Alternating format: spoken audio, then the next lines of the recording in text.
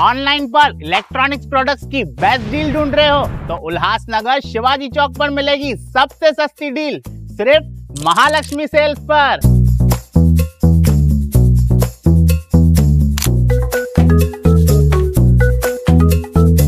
यहाँ पर अवेलेबल है premium TV, washing machine,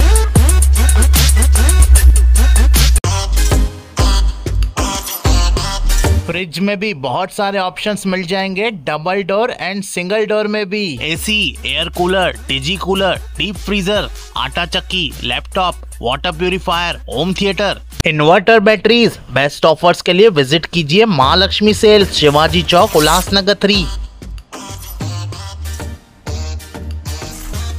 class विकास को YouTube पर सब्सक्राइब करें और बेल आइकन को भी दबाएं। शेगांव के कोर्ट परिसर में लायर्स एसोसिएशन के सदस्य एडवोकेट रविंद्र साकट पर हमला किया। उल्लासनगर तालुका बार एसोसिएशन ने इस घटना की कड़ी निंदा की है, जो सीधे तौर पर जुडिशियरी की सुरक्षा और वकीलों की प्रतिष्ठा पर हमला है। आज उन्होंने विरोध में कोर्ट में लाल रिबन बांधा है। आज महाराष्ट्रात जो काही वकिलावर हल्ला झाला ही काही पहिली घटना नाही। अनेक वर्षापासून अशा पद्धतीने वकिलांवर हल्ले या महाराष्ट्रात सुरूच आहे आणि नेहमीप्रमाणेच आपण या हल्ल्याचा निषेध करण्यासाठी एकत्र आलेलो आहोत आणि ॲडव्होकेट प्रोटेक्शन ॲक्ट जो आहे तो लागू झाला पाहिजे ही वकिलांची अनेक वर्षाची मागणी आहे आणि या अनेक वर्षाच्या मागणीला इतर राज्यातले जे सरकार आहे त्यांनी प्रतिसाद दिलेला आहे आणि अनेक राज्यात ॲडव्होकेट प्रोटेक्शन ॲक्ट हे लागू झालेलं आहे आणि त्या ठिकाणी ॲडव्होकेट्सवरचे हल्ले बऱ्यापैकी थांबलेले आहे।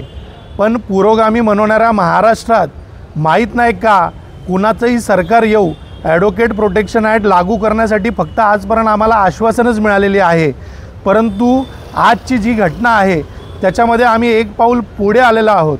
मला वाटतं की स्वतः मुख्य न्यायाधीश यांनी मध्यस्थी करून मी ते ॲक्ट लागू करण्यासाठी सरकारला विनंती करणार असून पाठपुरावा करण्याचं त्यांनी जाहीर केलेलं आहे।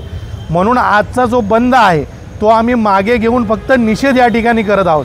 पण मी आपल्या चॅनलच्या माध्यमातून सरकारला सांगतोय की तुम्ही वकिलांचा अंत पाहू नका।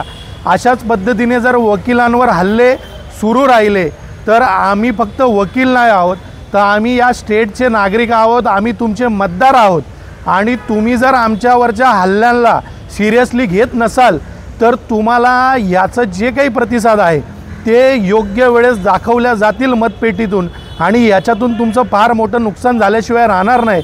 शेवटी आम्ही वकील बांधव कुठल्याही जाती धर्माचे असो तरी वकील म्हणून आम्ही नेहमी एकत्र आलेलो आहोत आणि यापुढे पण ॲडव्होकेट प्रोटेक्शन ॲक्ट लागू करण्यासाठी आम्ही अशाच रीतीने एकत्र येऊ आणि संपूर्ण महाराष्ट्रामध्ये जोपर्यंत ॲक्ट लागू होणार नाही तोपर्यंत आम्ही काय भूमिका घ्यायची ती एकत्ररित्या बसून ठरवू। सर ऐसा होगा कि वकील रोज़ जो कोर्ट में कामकाज कर रहे हैं और हम अपना काम करते हुए जो इस तरह से वकीलों के ऊपर अटैक हो रहे हैं इसके ऊपर कुछ